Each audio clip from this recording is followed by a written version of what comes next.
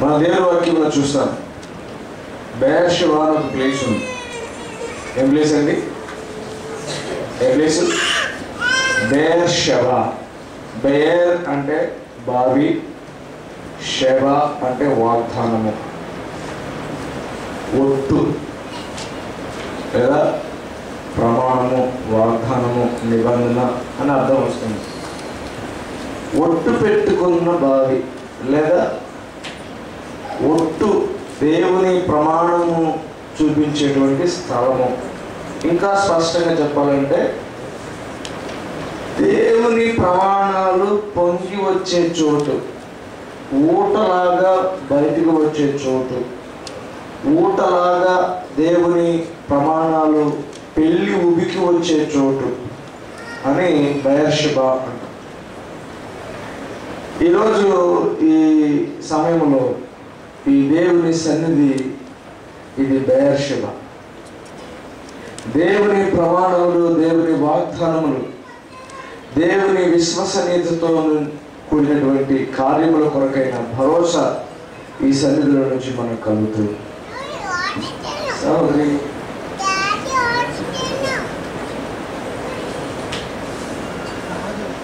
Okay, may I know, brother and sister, where do you come from? Mexico. Okay. Sorry, we were going on in Telugu. I think you didn't understand what we spoke about. Sure, sometimes in between I'll just speak some words at least so that you'll understand a few words, please. Because all this congregation is about Telugu, so we'll go in Telugu language itself. For you, sometimes I will give some references so that you'll understand what the message is all about. A few words I'll just speak in English. మంచిది, దేవుని వాక్యంలో నుండి Beersheba. Beersheba అంటే, Beersheba means the well of oath, ప్రమాణముల బావి, ఒట్టు పెట్టుకున్న బావి. అది ఊటలు, దేవుని ప్రమాణమును, దేవుని యొక్క వాగ్దానములను ఊరేడు వంటి ఊట వంటి స్థలము బెయేర్షెబా. 4 వ్యక్తులకు ఈ స్థలములో దేవుని ప్రత్యక్షత గురించి చెప్పి ముగిస్తాను. ఎందుకంటే by 2:10 I have to finish the message right now because there's no time anymore. And maybe when I extend my message, you will just beat me like anything. I will understand by the kind of aggressive feelings that I see from your faces. అందరి ముఖాల్లో కోపం కనిపిస్తాం. ఈరోజు కూడా ప్రేమ మీద ముఖ్యంగా తల్లి గారు, మా ప్రేమ మీద గౌరు లేకుండా పోతారు, తొందరగా ముగించమన్నాడు. చూస్తున్నా, మంచిది, నేను తొందరగా ముగిస్తాను. 5 minutesలోనే నేను ముగిస్తాను. ఇక్కడ ఒక విషయాన్ని చూస్తూ ఉన్నాను.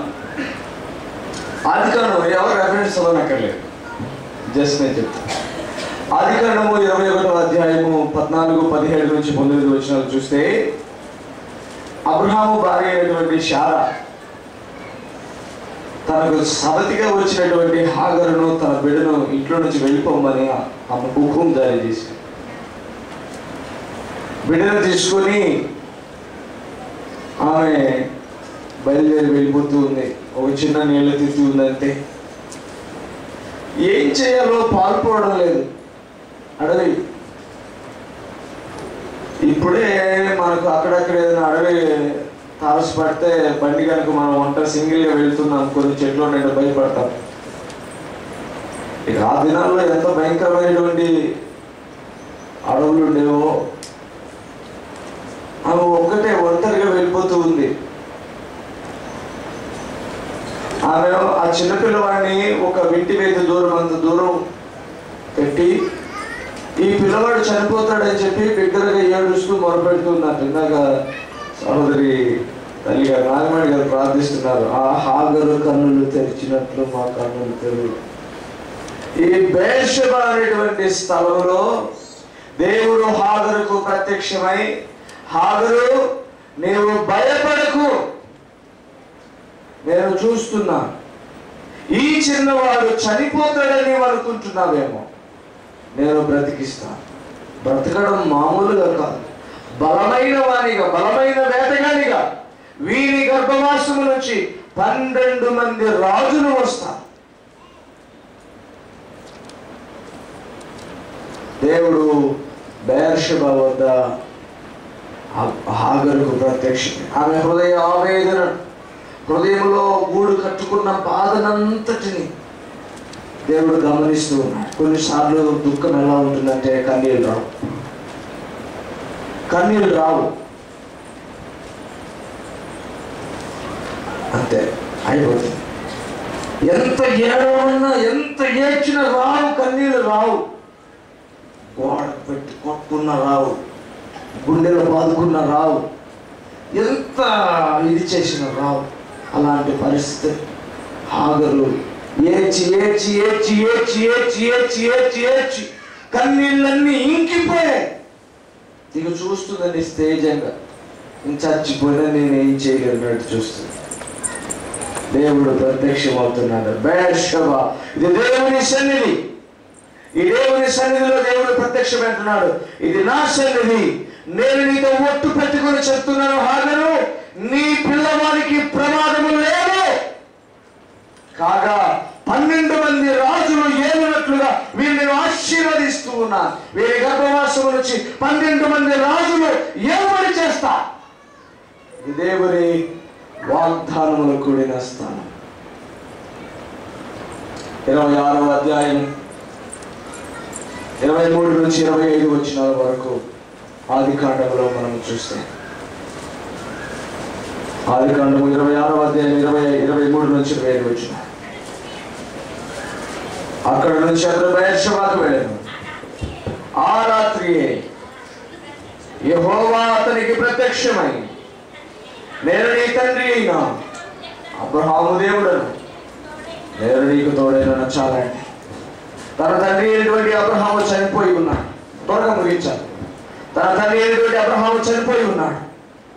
ఇక తనకు నడిపించే నాయకుడు ఎవరు లేరు. ఇప్పుడు ఇస్సాకే అన్ని నిర్ణయాలు తీసుకోవాలి. ఇస్సాకే ఇప్పుడు అన్నిటిని మేనేజ్ చేయాలి.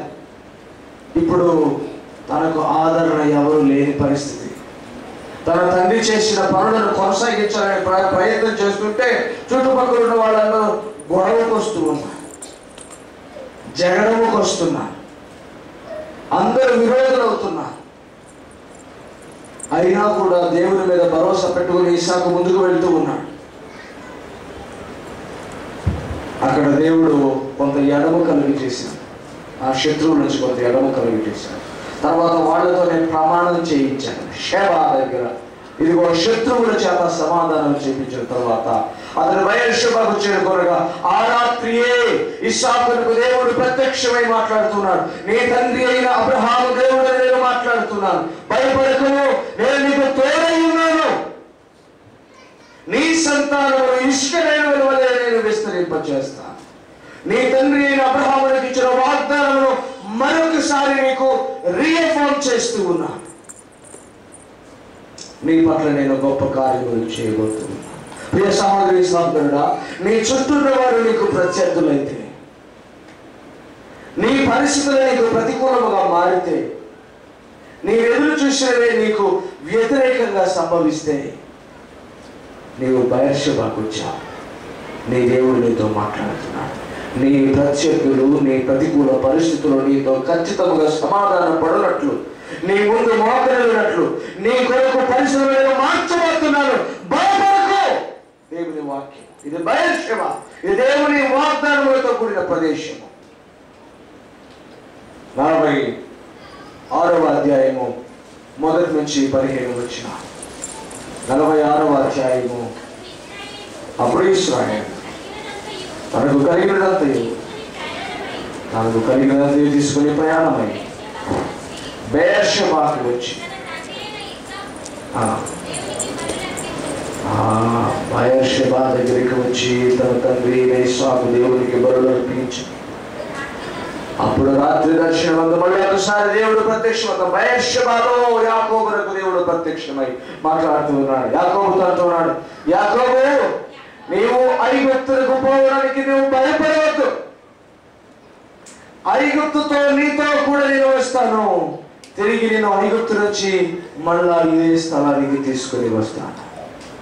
నీకు ఆదరణ ఇవ్వటానికి, నీ సంతతిని విస్తరింప చేయడానికి, నీకు నేను చేసిన ప్రమాణములు నెరవేర్చడానికి మాత్రమే నేను ఇప్పుడు నేను ఐగుప్తుకు తీసుకుని పోతున్నాను. అంతే తప్ప నీకు అవమానం కాదు. కనాను నుంచి ఐగుప్తుకు వెళ్ళడం నీకు అవమానం అనుకుంటున్నావేమో. నేను నీతో కూడా వస్తాను, తిరిగి నిన్ను తీసుకుని వస్తాను.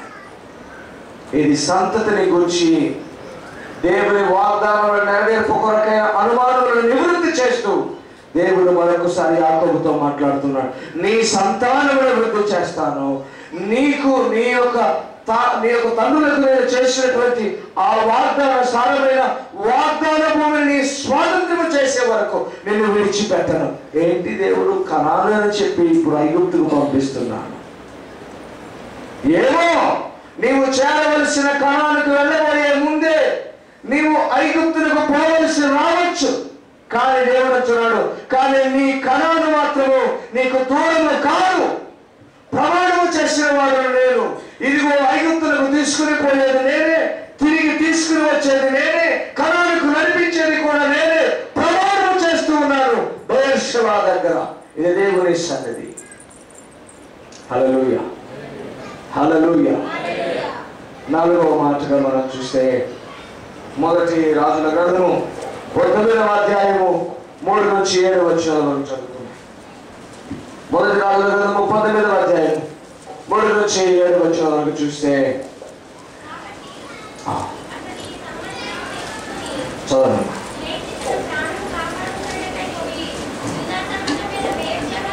యూదా సంబంధమైన బెయేర్షెబాకు చేరి. చాలండి, చాలు చాలు. మనందరికీ ఎలియా తెలుసు. కర్మేలు పర్వతమైన గొప్ప ఛాలెంజ్ చేశాడు. ఎన్నాళ్ళు మీరు 2 తలుపుల మధ్య మీరు ఊగిసలాడతారు. ఎవరు నిజమైన దేవుడు తెలుసుకుంటాం రండి అన్నారు.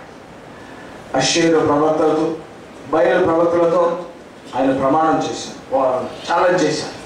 చేసిన తర్వాత అక్కడ నిరూపించారు. 850 మంది ప్రవక్తలను మోసుకొని పోశాడు. యెజబెలు చెప్పింది, రేపు ఈ సమయానికి నీ ప్రాణం తీయకపోతే చూడు అన్నది.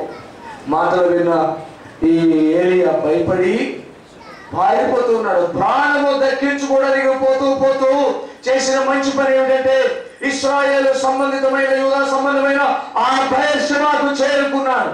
ఇదిగో దేవుడు బెయేర్షెబా నుంచి ఒక దూర ప్రయాణం, అంత దూరము ఏలియా లోపలికి వెళ్ళిన దేవుడు ప్రత్యక్షమవుతూ ఉన్నాడు బెయేర్షెబా దగ్గర. మళ్ళా ఏలియా, నీ ప్రాణములకు వచ్చిన డోకా లేదు. మళ్ళీ ఒకసారి నీవు గత కాలంలో చేసిన ఛాలెంజెస్ వేరు. 850 మంది ప్రవక్తలను నీవు ఊచకోత కోసి రోషము కలిగిన, పౌరుషము కలిగిన దేవుని బిడ్డగా నీవు ప్రకటించుకున్నావు. ఇంతకు మించిన గొప్ప ఛాలెంజెస్ నీ ముందున్నాయి. హల్లెలూయా. నీవు గత కాలంలో చేసినటువంటి గొప్ప గొప్ప కార్యములు నిర్వీర్యమైపోతాయేమనుకుంటున్నావేమో. ఏమి సుఖం, ఎన్ని చేసి ఏమి సుఖం అనుకుంటున్నావేమో. కొన్నిసార్లు అలాంటి పరిస్థితులు వస్తాయి. ఎంతో కష్టపడ్డాను, ఎన్నో సంవత్సరాలు కష్టపడ్డాను, ఎన్నో ఇబ్బందులు ఎదుర్కొన్నాను, చివరికి మట్టి పాలైపోతుంది ఇప్పుడు అనుకుంటున్నావా? నో, నీ దేవుడు అలా చేయడు. ఇన్ని సంవత్సరాల నీ కష్టము, ఇన్ని సంవత్సరాల నీ ప్రయాస, ఇన్ని సంవత్సరాల నీ యొక్క ప్రయత్నము నిర్వీర్యము కాదు. దేవుని వాక్యము సెలవిస్తుంది, నీ ప్రార్థన నిర్వీర్యము కాదు. నీ స్తుతి, నీ ఎదురు చూపు, నీ నిరీక్షణ వ్యర్థము కాదు. దేవుని వాక్యము సెలవిస్తుంది, నీకోసం గొప్ప ఛాలెంజెస్ ముందున్నాయి. నీకోసం గొప్ప గొప్ప కార్యాలు ముందున్నాయి. నీవు చేయవలసిన గొప్ప గొప్ప కార్యములు ముందున్నాయి. నా ప్రాణం నా కొద్దని విసిగి ఉన్నావా? 40 దినాల ప్రయాణం నీకు మిగిలింది. లే, నీ కొరకు భోజనం సిద్ధపరిచాను. బెయేర్షెబా వద్ద నూతన శక్తి, బెయేర్షెబాలో నూతనమైన సవాళ్ళు, బెయేర్షెబా వద్ద నూతనమైనటువంటి దేవుని సన్నిధి అనుభవం. ఇది దేవుని బెయేర్షెబా. హాగరుకు ప్రత్యక్షమైన దేవుడు హాగరు హృదయ ఆవేదనను తొలగించాడు. తన కుమారుడి విషయంలో గొప్ప ప్రమాణములు చేశాడు. 12 రాజులను నీ గర్భవాసం నుంచి పుట్టిస్తానని ఎంత గొప్ప వాగ్దానం చేశాడు. బెయేర్షెబాలో భవిష్యత్ దర్శనం కనబడింది హాగరుకు. ఇదిగో ఇస్సాకు వెళ్తూ ఉన్నాడు. సరైన నాయకుడు లేనప్పుడు, తన సంతతి భవిష్యత్తు లేనప్పుడు, సరైన నాయకుడిగా నేను నీకు తోడుంటానని దైవ నాయకత్వాన్ని చూశాడు బెయేర్షెబా వద్ద ఇస్సాకు. యాకోబు తన వాగ్దాన భూమి అయిన కనానుని విడిచిపెట్టి వెళ్ళవలసి వస్తుంది. మళ్ళా వస్తానో లేదో, ఈ కనానులో మళ్ళా అడుగు పెడతానో లేదని అనుకుంటే, నిన్ను విడిచిపెట్టిన దేవుడును నేను, కనాను నీది, నీ కాలు పెట్టా, ఇక నీదే, ఇది నీ తండ్రులకు చేసిన ప్రమాణము, వారి తండ్రినైనా నేను ప్రమాణం చేస్తున్నా, ఈ భూమి నీదే, ఎప్పటికీ నీది, నీకు ఇచ్చేస్తా. యాకోబు దేవుని విశ్వసనీయతతో కూడిన ప్రమాణాన్ని బెయేర్షెబా వద్ద మరొకసారి చూశాడు. ప్రాణం విసిగిపోయి వేసిపోయి ప్రాణం విడిచిపెట్టే సమయంలో ప్రభు చెప్తున్నాడు ఏలియాకు, నో, నీకోసం నూతనమైన సవాళ్లు ఉన్నాయి, నూతనమైన కార్యములు, నూతన శక్తి, నూతన బలముతో చేయవలసిన కార్యములు ఉన్నాయి. నిన్ను గొప్పగా వాడుకోబోతున్నాడు. నిరాశ, నిస్పృహ, నిస్తేజములో ఉన్న ఏలియాకు గొప్ప శక్తి బలం ఇచ్చిన దేవుడు ఈరోజు నీతో నాతో కూడా ఈ బెయేర్షెబా వద్ద ఆయన ప్రత్యక్షమై ఇచ్చిన ప్రతి ఆశీర్వాదాన్ని ఇక్కడ ఉన్న ప్రతి ఒక్కరి మీద ఆయన ప్రత్యేకంగా కుమ్మరించిన గాక. ఆమేన్, ఆమేన్, ఆమేన్, హల్లెలూయా. హాగరుకు ఇచ్చిన భవిష్యత్ దర్శనం మీ అందరికీ దేవుడు అనుగ్రహిస్తూ ఉన్నాడు. మీ జీవితాలు, మీ కుటుంబాలు, మీ పిల్లలు భవిష్యత్తులో గొప్ప పాత్రలుగా వెల్లివిరిసి దేవుని కొరకు ప్రవర్తమానమై వృద్ధి పొందునుగాక. ఇదిగో ఇస్సాకుకు ప్రత్యక్షమై నేను నాయకునిగా ఉండి నిన్ను గొప్ప జనముగా చేస్తానని ప్రమాణము చేసిన దేవుడు నీ పట్ల గొప్ప నాయకునిగా ఉండి ఆలోచన చెప్పి తన యొక్క గొప్ప కరుణా హస్తము నీ చేత పట్టుకొని నీకు ఒక గొప్ప భవిష్యత్తు నిర్దేశించి నీకు దేవుడిచ్చిన ప్రమాణమును నమ్మకముగా నెరవేర్చునుగాక. హల్లెలూయా. యాకోబుకు ప్రమాణం చేసిన దేవుడు ఒక నిశ్చయతను, భరోసాను, నమ్మకత్వాన్ని యాకోబు హృదయంలో నింపుచున్న దేవుడు నీ హృదయంలో గొప్ప భరోసాను నింపునుగాక. ఏలియాను గొప్ప గొప్ప పనుల కోసం సిద్ధపరిచే దేవుడు గొప్ప శక్తిని, తాజా బలాన్ని ఇచ్చి నూతనమైన సవాళ్ళను ఎదుర్కొనడానికి అత్యంత గొప్పదైన తన శక్తినిచ్చి నేను అభిషేకించి సిద్ధపరచును గాక. హల్లెలూయా, హల్లెలూయా, హల్లెలూయా. ఇది బెయేర్షెబా, ఇది బెయేర్షెబా, ఇది దేవుని సన్నిధి, దేవుని సన్నిధి. దేవుని సేవకుని నోట వచ్చిన ఈ ప్రతి మాట దేవుని ఆత్మశక్తి చేత రూఢిపరచబడును గాక. దేవుని నామానికి స్తోత్రం చెప్తూ చప్పట్లు కొడుతూ ఆయన నామాన్ని మహిమపరుద్దాం. హల్లెలూయా, హల్లెలూయా, హల్లెలూయా. దేవుడి మందిని సమృద్ధిగా దీవించి ఆశీర్వదించును గాక. హల్లెలూయా.